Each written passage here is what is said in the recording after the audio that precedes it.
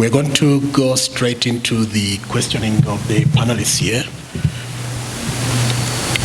And the key theme and the key focus for the first set of questions is going to be Africa towards a diversified and clean, sustainable energy mix.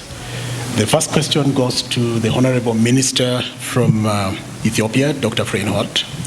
What is the long-term energy transition plan for Ethiopia towards a diversified and clean energy mix, given that hydropower is in itself a vulnerable form of energy due to climate change?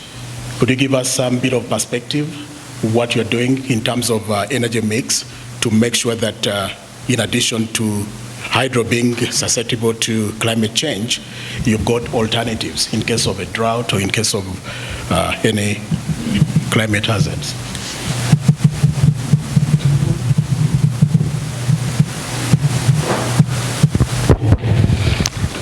Thank you for the question.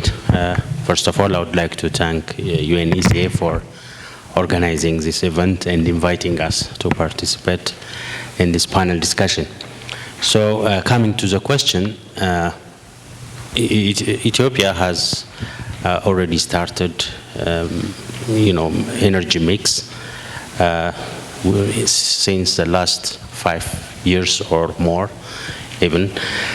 And the energy sector is dominated by hydro resource, hydropower, which is estimated to be over 45,000 megawatt in terms of electricity, and other resources such as wind, solar, and geothermal.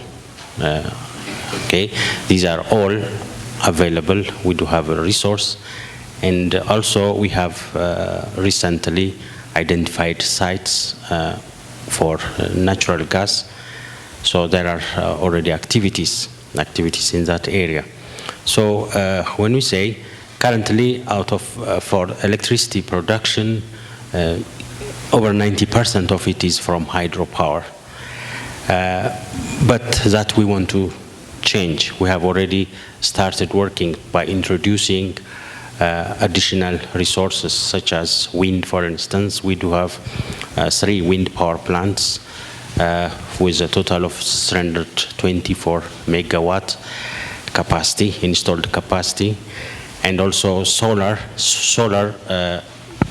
There are PPP modalities, that is, independent power producers with solar are being introduced. Independent power producers for geothermal is also being introduced. And in addition to that, we do have even IPP based on hydropowers. So all these resources are expected to change the diversification from, let's say, 90%, over 90% of hydro to less than 80%, 75% within the next 3-4 years, because we have a number of projects in different areas, and that has been based on the lessons that we have taken earlier.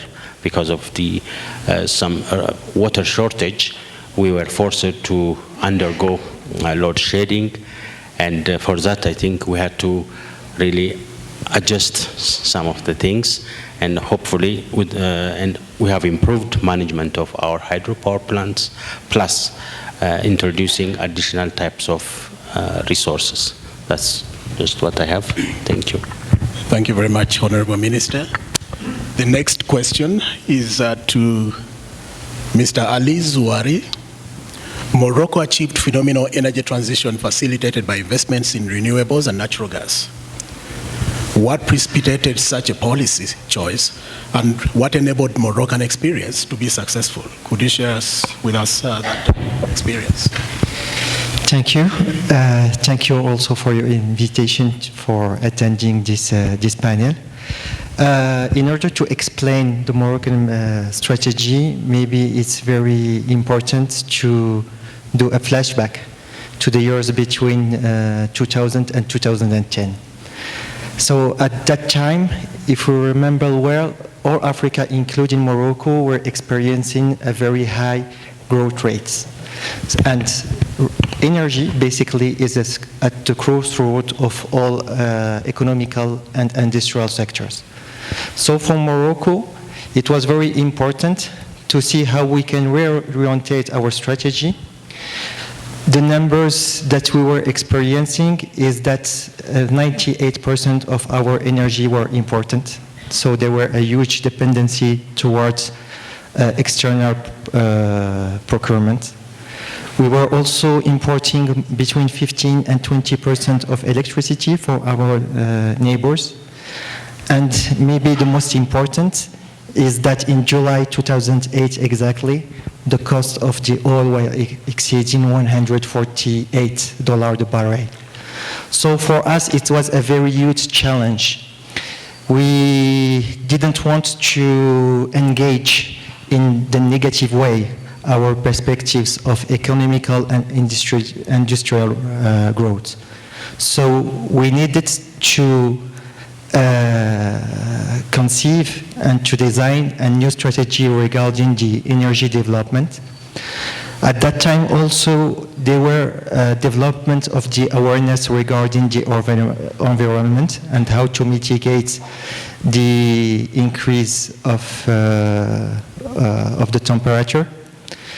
So there was an audacious decision at that time, which was to study all the alternatives, and renewable energy was obviously a very good alternative that also could represent a new level of industrial development for Morocco, and we call it the Green Revolution.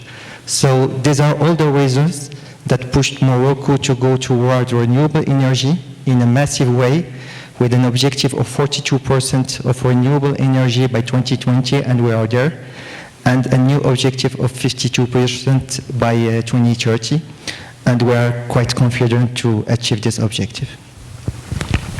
Thank you very much, Ali. The next question goes to Mr. Andrea Gattini from the private sector perspective. What are the main challenges you encounter in fast-tracking renewable energy development?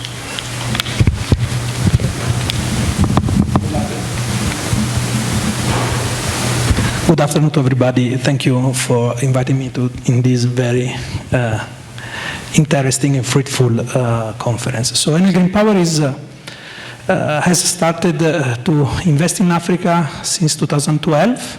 So currently the company is present in 3 main geographies. So we are in South Africa with almost 1.2 gigawatt of renewable capacity. In Morocco, with our local partner, we have been awarded for 850 megawatt wind. And also we are very keen to be involved in the MASEM program as well. In Zambia as well, we participated in the Scaling Solar Framework, and we have a project under operation. Of course, the company is also present in the other geographies in which we are trying to grow. The company substantially, we can say, experience many barriers to develop a renewable. So even in structural frameworks, usually what we experience in South Africa, in Zambia, for instance, is substantially delay. The delay are mainly driven by several aspects, so that are the main barriers. So the regulatory frameworks that sometimes is not properly designed and mature enough and detailed to fast-track the implementation of the project. Another element very important is the political stability and the political will, because in the long term, in 2-3 years in developing a project, if there is a political change, of course, even the attention and the support for the project can be modified. Sometimes the project maturity, so projects that are tender not properly designed, so that requires even to comply with the main IFC standards, or in any case environmental standards, additional activities to be done. And the last but not the least, financial requirements that implies a broad understanding at the authority level of the consequences and the implication associated with funding projects. So all those elements substantially summarized triggers delay. And delay for an investor, it's a risk. It's a risk because substantially delays introduce some concern about the viability of the project implementation and the reliability of the long-term strategy. Our company is a long-term investor. We are an operator. Usually, when we invest in a country, we invest to remain. We have, for instance, the example of South Africa, in which we are currently running those capacity with 150 people. So, for this reason, the company decided to approach with other players in the sector a bottom-up approach. So now we are part of the Renew Africa initiative. So Renew Africa initiative is an initiative in which not only IPPs, suppliers, and funding institutions are part. We are engaging with the European delegation in order to foster and to create a framework applicable to all the Africa to foster and unlock the renewable, addressing exactly the point that we have discussed so far. So the idea is to create a framework that can fast-track industrial scale renewable. We have seen before that one of the main effects in Africa are very quick growth in population and therefore urbanization. So we believe that renewable is the technology to address the energy demand that the continent will require to ensure the proper development of the country. So for this reason, this program that has been announced exactly here in this avenue, more or less 8 months ago, is aiming to define a program accessible to all the players of the market, sponsored by European Union, that should provide even instruments to facilitate financing. Doesn't mean that the European Union is going to provide funding, but will provide packages to allow third parties, financiers to be involved in the program itself, and to substantially unlock in a robust regulated framework renewable in selected countries. Thank you so much, Andrea. Rebecca. The IEA report on Africa Energy Outlook forecast for 2040. What key action should governments take to achieve such a transition in Africa? Thank you. Thank you. It's hard to identify one particular action because it really depends upon the country, upon the region. What we see is certainly all of the factors moving in a direction where the technology costs are coming down. The previous session talked a lot about the new free trade agreement where you have more regional integration. This also we see as a factor that will be very positive as markets expand. For governments, always policies that are stable and consistent and transparent.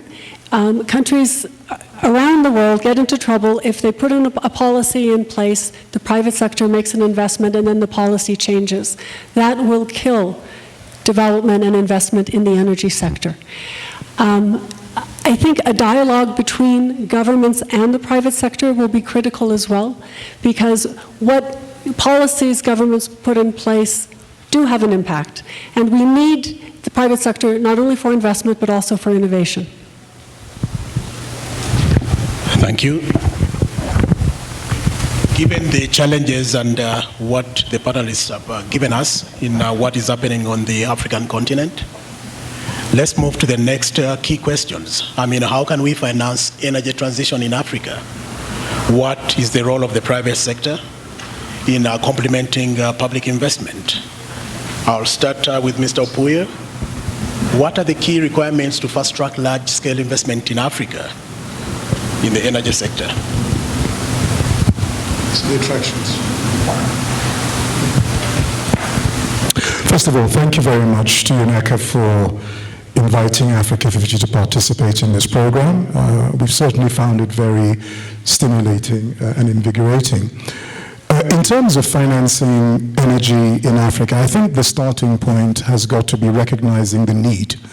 And the need is massive, it's huge. So in terms of solving the problem, it requires, again, specific definition, because when you go from one region of Africa to another, especially talking about energy mix, you'll find that each of the different countries or territories has a different, if you like, access, for example, to solar energy or to wind energy or to gas and so on and so forth. So designing solutions that are suitable for a particular environment and for the demand that exists is a critical one. But I would say that one of the most important things where investment is concerned is to ensure that there is an enabling environment in which you can do business. And we look at that from two perspectives. At the macro level, it's already been mentioned, that's very much about political stability and economic stability. The last thing you want is consistent changes in policy when you've made a commitment to deploy capital into a given sector. At the micro level, you also want to ensure that there are robust institutions where you have ministries. The ministries are capable of moving at the pace that you have to and doing the things that you need to do.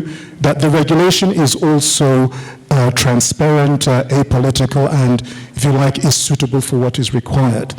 But I think thereafter, it's recognizing that with this massive need, there is a lot of money waiting to come and invest in Africa. We heard this morning about, some international organizations that are already strongly looking at coming here. But to attract that capital, we've got to ensure also that we structure projects in such a way that when you deploy capital, you can see the way to get the capital back. So tariff mechanisms, for example, applied fairly and transparently are very, very important. We're not saying, for example, that you have to move immediately to cost-reflective tariffs. You cannot take it from a feed-in tariff approach, but over time, if there isn't scope to actually recoup your investment, so pay off your debt as the case may be, service that debt, get your equity return, we on Africa 50 are equity investors, then it's very difficult to make the business or the economic case to do that. In energy, capacity payments are also one of those big issues, because that is a critical way when you structure it into your PPA, for example, that you can recover the cost of your debt, you service the debt as well, cover the fixed costs. Variable costs is something totally different. But we believe in speed as well. I mean, if we're going to solve this conundrum in Africa, we've got to move fast. And it has to be also a genuine partnership between the public and the private sector. Some statistics that we heard about this morning will tell you that a lot of, for example, gas infrastructure, gas to power is being funded by the private sector. So there is already an appetite, for that. But you also need government having skin in the game. We also need to, where necessary, have guarantees. I don't think in every single case, but sometimes you do need that to catalyze the market. But I think I'll come back and end up here with political will.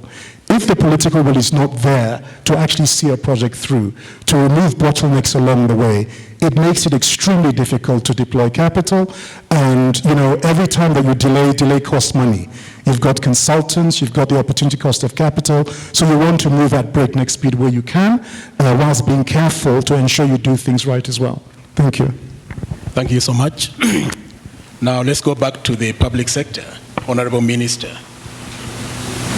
what are the modes of financing Ethiopia's energy transition?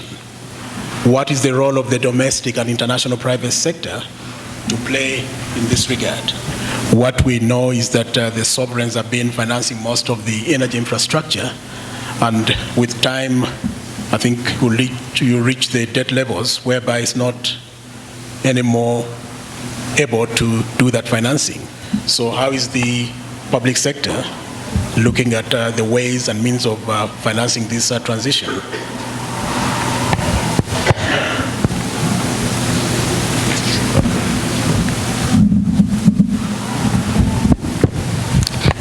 Thank you.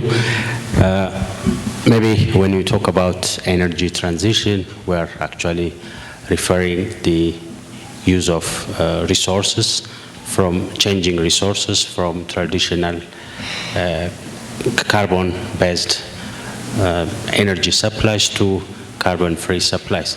In fact, electricity is modern energy, and if we can have 100% access, we are actually making full energy transition, not only in the urban areas, but also in the rural areas.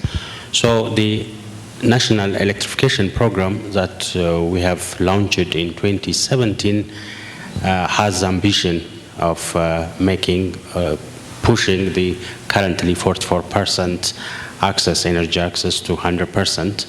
So this means people even in the rural areas will be free from using other types of energy resources.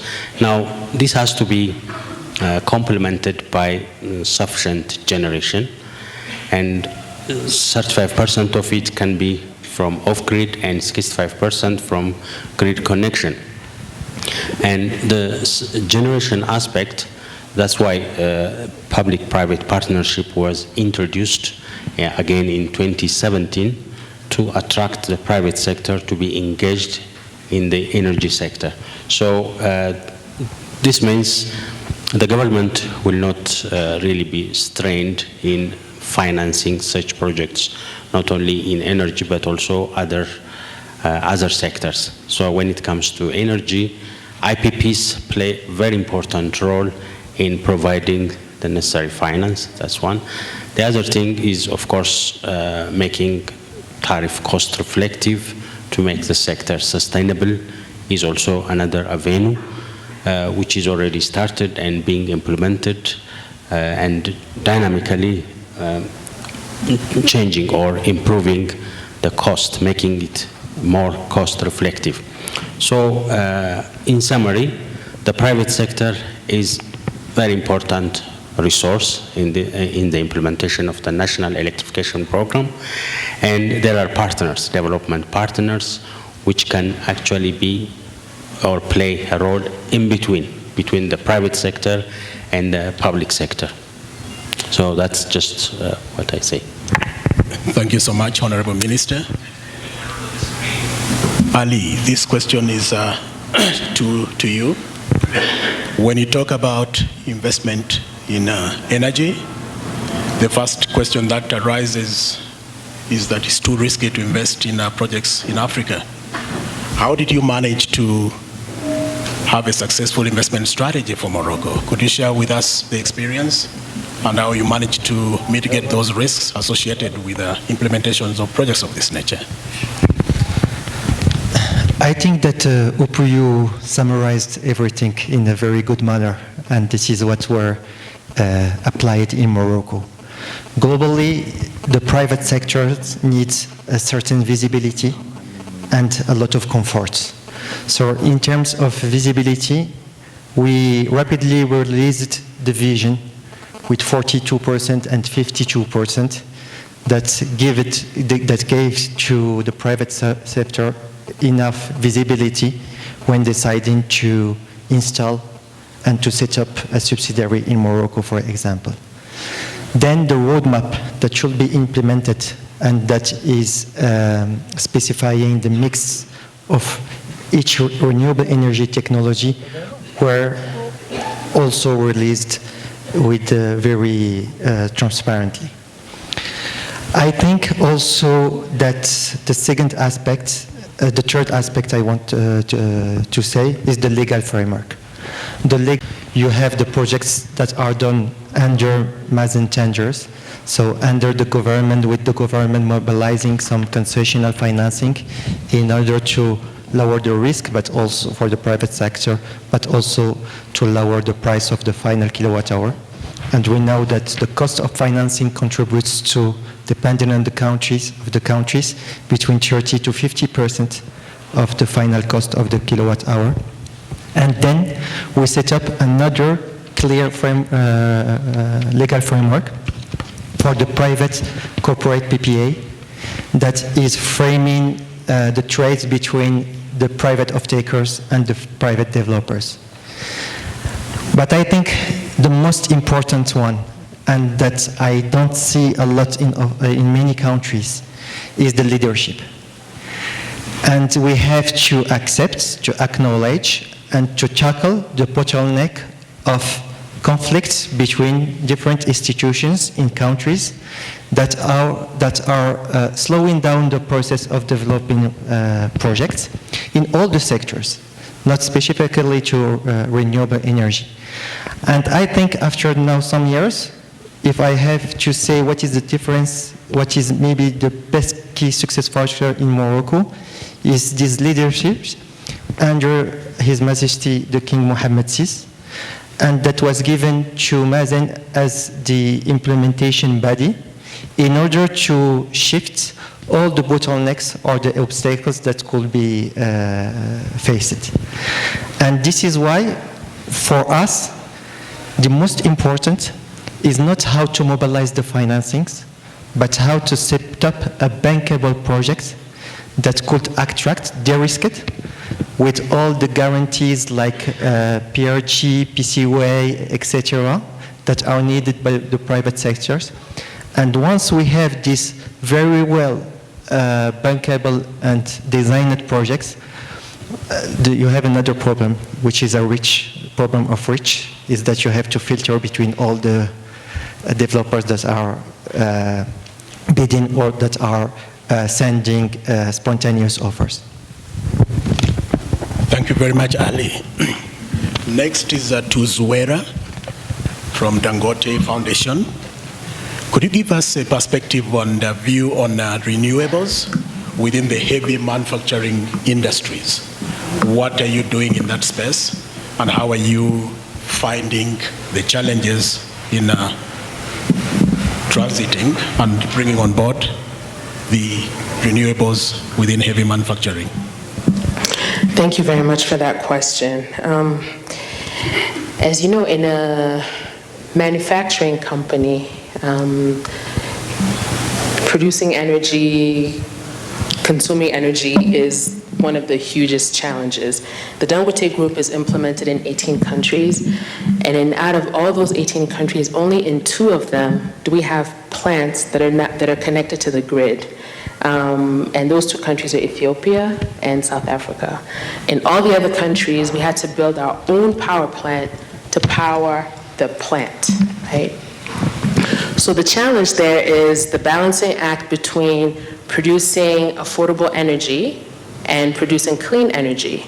So how do you balance that? When you are producing a commodity that is, that has a specific price, et cetera, how do you now either retrofit existing plants or develop new ones to now connect them to new renewable energy sources that haven't necessarily been developed yet? I think that's the constant challenge that actual African industrialists are facing. So the world is, looking at climate change, the impact of carbon emissions globally, and African industrialists are not the biggest culprits in that. But at the same time, our continent is the one suffering the most from all the impact of all this climate change. So what do? The response clearly can't be, well, it's our turn now, so we'll burn all the dirty energy that we can because it wasn't our fault that we got to here in the first place. But the reality is a lot of the technologies, a lot of the investments that need to be made so that clean energy can be used to power African plants just hasn't been made. And so this is something that as a group, we're looking at. So our new plants, so the new refinery, the new fertilizer that we're building in Lekki, all have gas. And that's how they're supposed to run. But imagine this makes the project that much more expensive because we have to not only get the gas, but now we have to build the pipeline that will carry the gas to our plant, right? So it's not as easy as being in an industrialized country where you can just plug into an existing source. You have to create your own pathway to this energy. And I think this is the constant balance that is there. The other hat that I wear on the foundation is I'm on the board of an organization called Sustainable Energy for All. And the goal of SC for All is to really look at how we can get sustainable energy to everybody, from the poorest households in developing countries to the rest of the world. And a lot of the conversations that we're having are, well, we want sustainable energy for all, but how about just energy for all? A lot of us in Africa don't even have enough energy to do the basic things we need to do, right? Children don't always have power where they need to go to school, connect to technology, etc. So we don't even have that. Now we want to add sustainable on top of that. I think that's a challenge that we need to, again, deal with, because these expensive new technologies, Morocco is a great example of, being able to have these massive renewable energy sources, but a lot of our countries haven't been able to get to that. And I think it's going to be, it's a constant challenge and a constant battle. Thank you so much. The next question is for Andrea. What actions from the public sector would you consider game changers for the private sector to upscale renewable energy investments?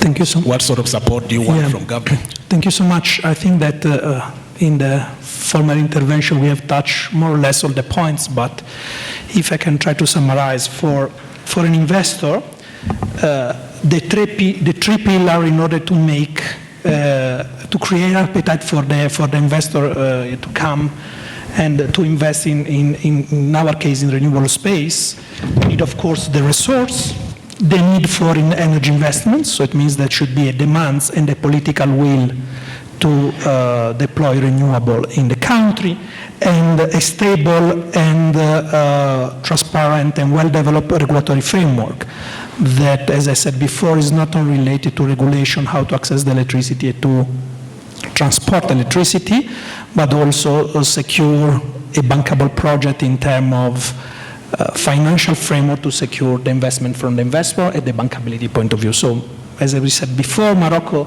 is a good example in order to tackle all those points.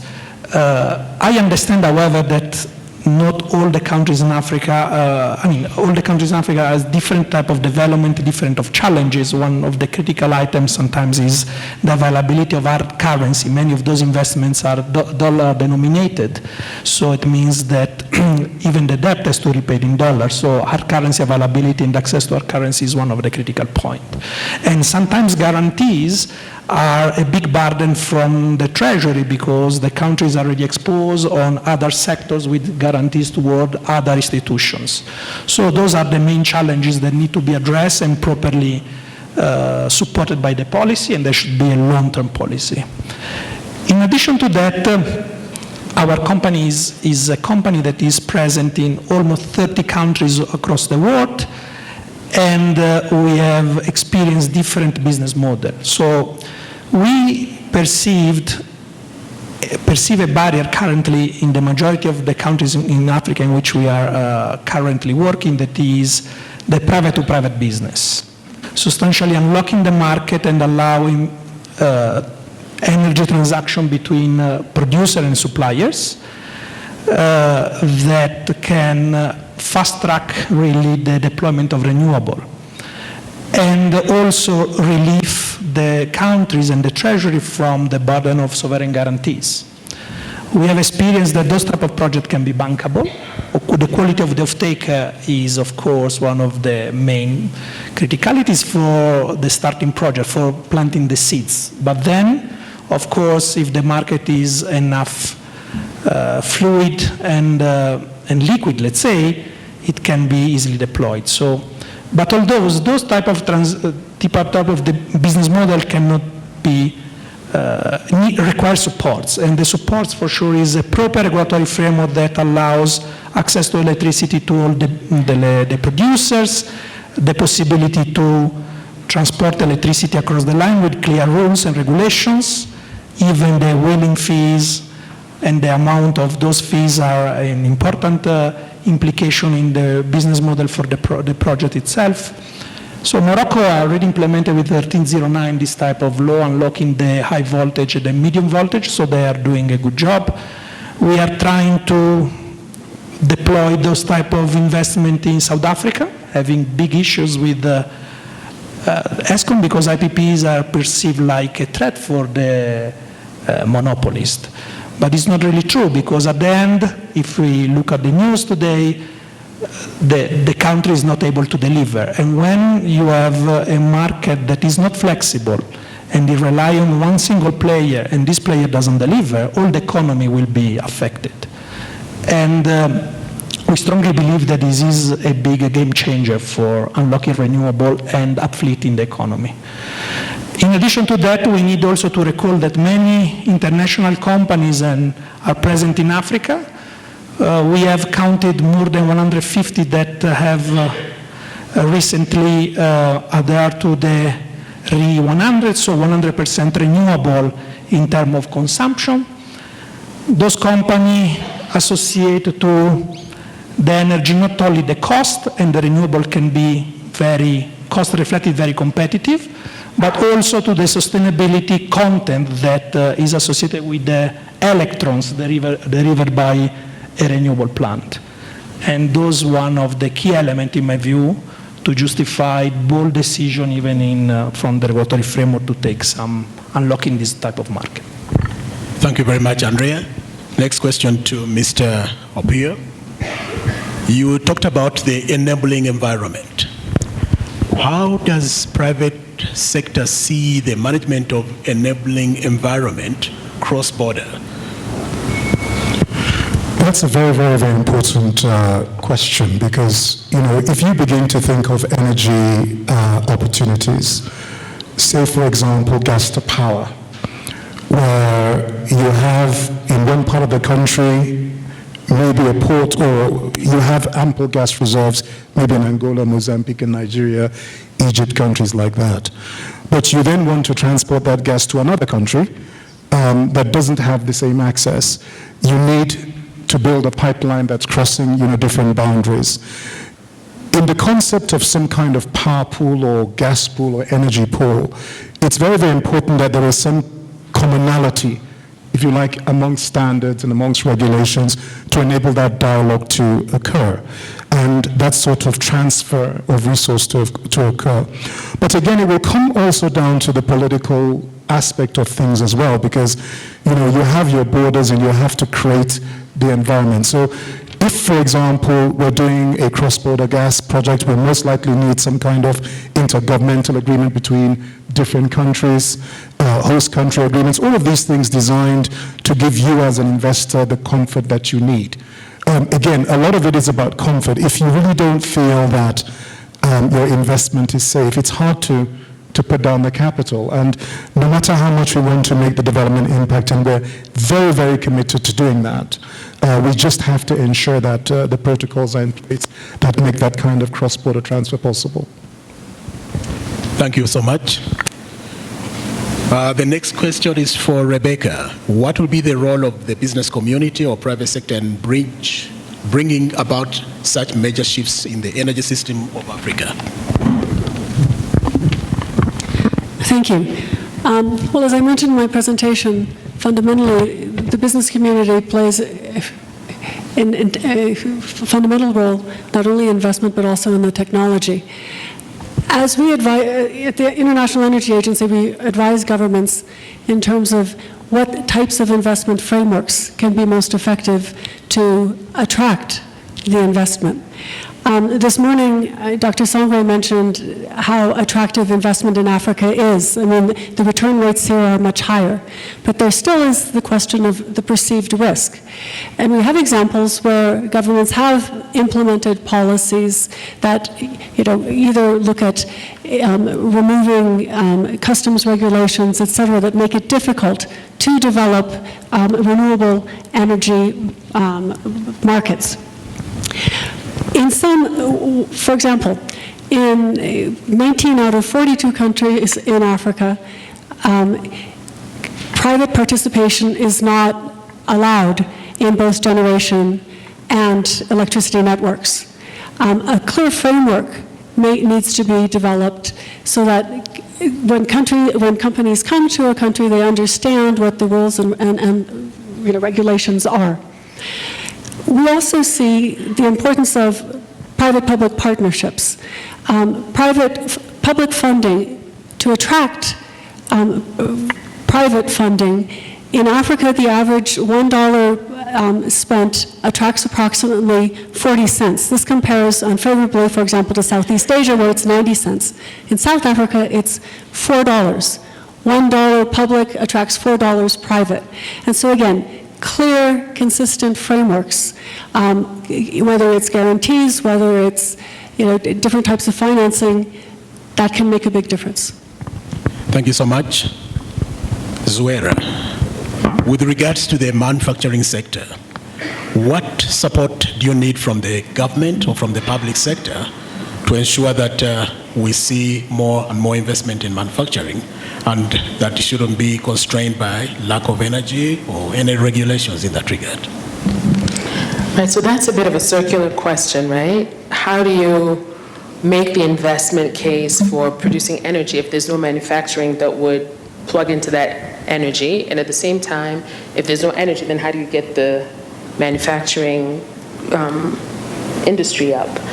The biggest support I think that industrialists are looking for is that the government would make it easy for power to be available.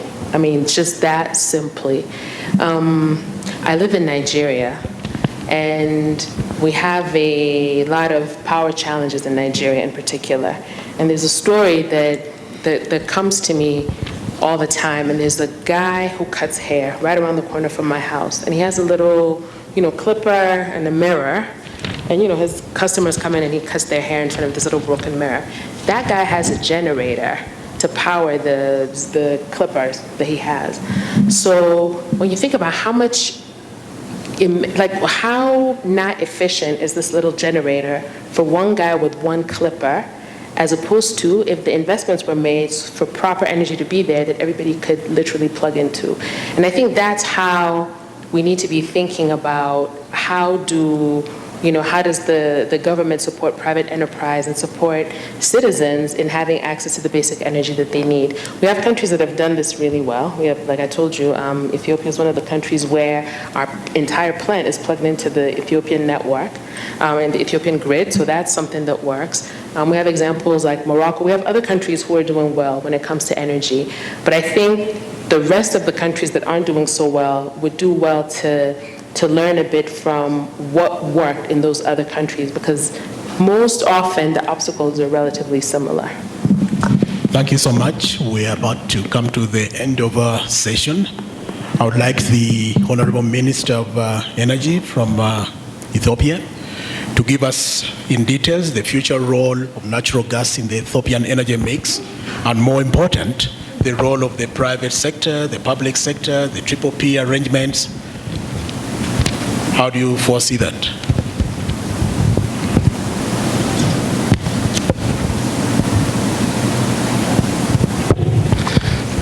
Thank you for giving me the opportunity.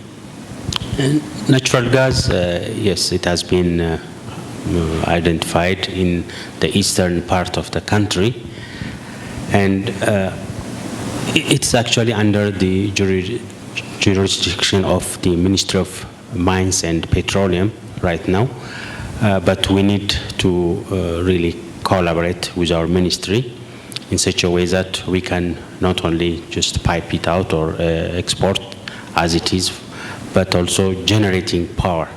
So in doing so, let's say within the next 5 years, we expect to have a power plant based on natural gas.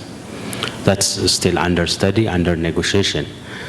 Having said that, the role of the private sector and the role of development partners in the energy sector is really significant. In fact, since last year, we are under overall, energy sector overall, where we are trying to really make things simple, not only make access 100%, but also improve performance. Operational entities such as the Ethiopian Electric Power and Ethiopian Electric Utility, which share the responsibility of generation, transmission, and distribution, we know that they have operational inefficiencies. There are losses over the network. So improving this loss, reducing the loss, improving efficiency, and so on. All these activities and even to the extent of sector unbundling, which is under study. Generation and transmission is lumped right now, but perhaps based on others' experience and also local conditions, context, we may really split these two functions, generation and transmission, because in the future we are encouraging the private sector to take part in the generation part. So in the generation of electricity from anything, it could be from solar, wind, hydro, and so on. So if we have to follow that route, then obviously the transmission network must be owned by the public sector, and also there should be an operator, independent operator, to create a level field for the private sector. So as I've said, that's still under study. And there are also other activities which really encourage the private sector to be involved in many areas. The private sector, for instance, the manufacturing sector, they had some problem in terms of reliability, interruptions, and to improve that, lots of projects have been carried out, and some are still on progress, so with the objective of improving performance. So at the end, we'll have a strong, reliable system service, electric service, and with more coverage, with better reliability. So that's all I can say. Thank you so much. Thank you, Honorable Minister.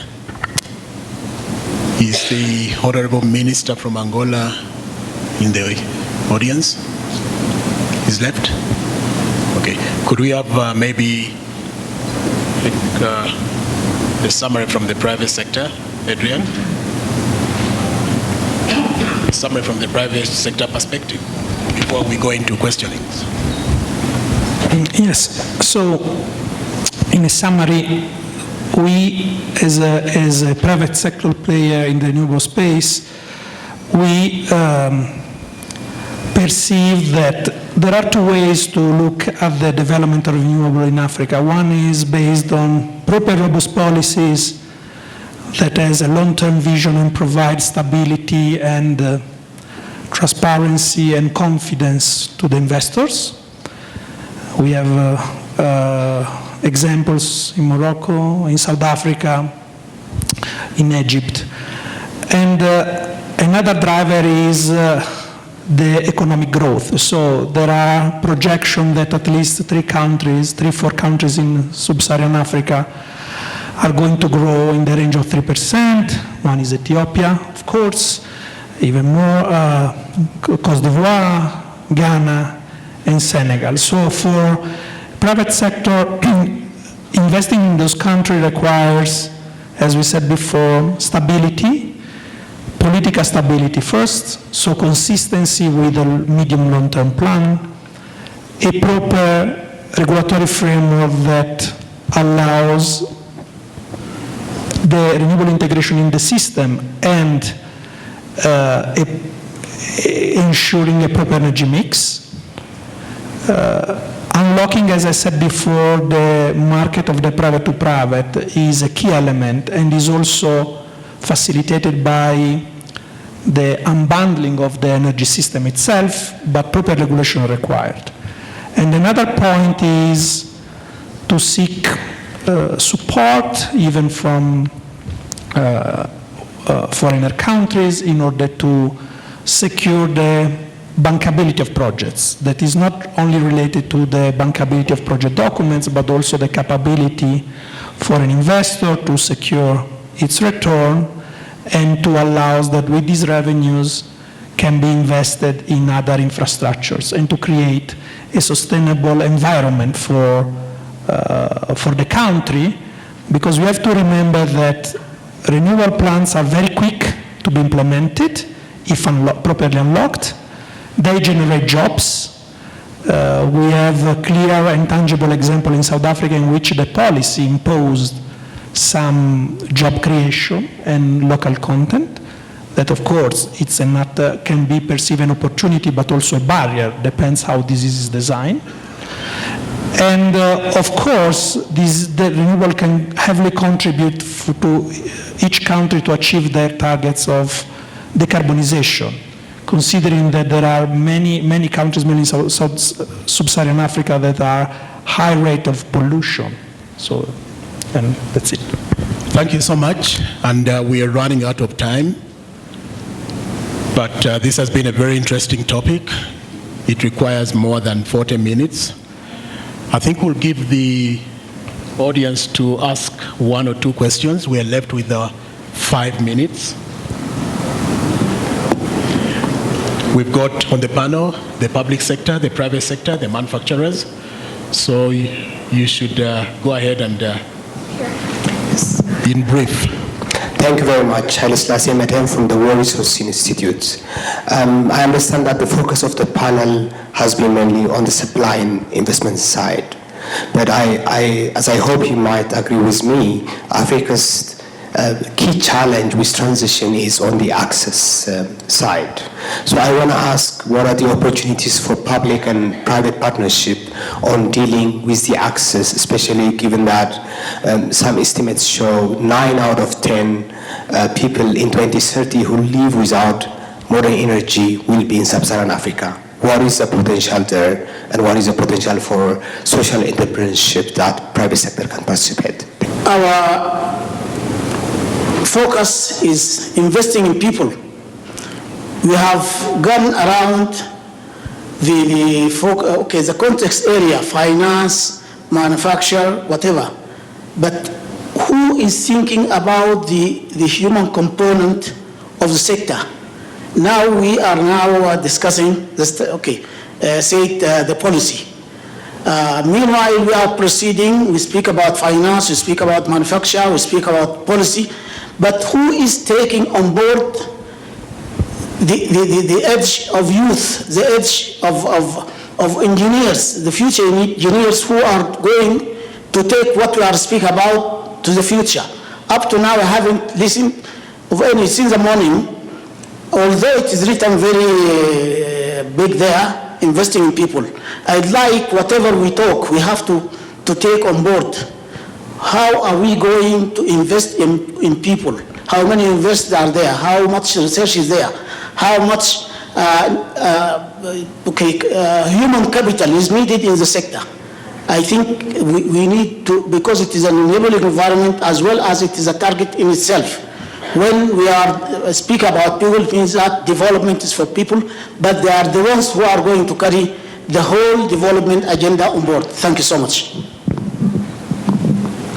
Rebecca, could you take that one? I totally agree. And there are a number of different programs. As the International Energy Agency, as a technical organization, is not involved directly in human resource training, but one of the points we always make is that as governments look at policies, they're not going to achieve them unless they have the human capital. And whether that's in, we think it's only not at universities, it has to start even sooner. We have seen recently many more universities developing energy programs, technology programs. We also need more women. That's 52% of the population, and the energy sector has always been lagging there, and that's something we've been looking at. But there are huge challenges here, and to make this transition, we need everyone on board. There are also programs, I know the World Bank has been doing a lot to develop entrepreneurs, et cetera. Again, it's a little bit outside of my expertise, but I agree. That will be fundamental for success. Thank you so much. I think we are running out of time. Could we have the last question, please? The very last one.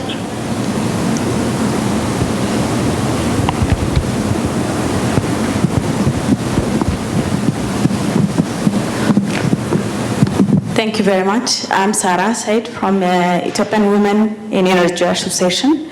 Actually, my question was for Rebecca. She already addressed it.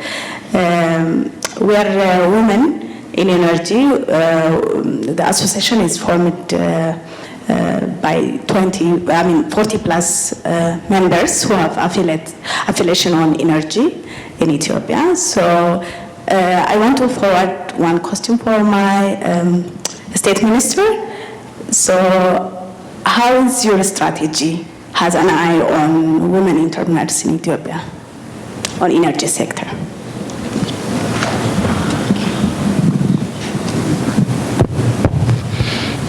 Thank you for the question. Actually, women and job creation, all these things are, issues, cross-cutting issues that are implicit in each activities.